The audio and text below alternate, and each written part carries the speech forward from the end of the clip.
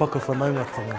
E hara mai tātou mai ngā hau e whā ki te papa waiwai o rua pehu, ki te kimihia hei tau whāinga mō te ora mai o te reo, nā te mea i roti te reo he whanaungatanga mō ngā iwi katoa e noho i Aotearoa.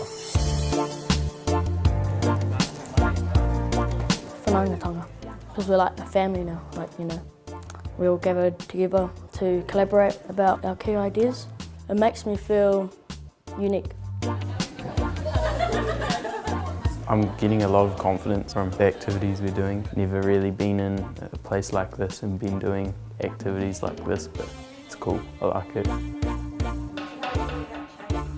I'm learning new people, learning new things about Te Reo Māori, how we can help. And the kai, really nice. Because it's organisations like this one, why Te Reo Māori is still up and out there in our communities.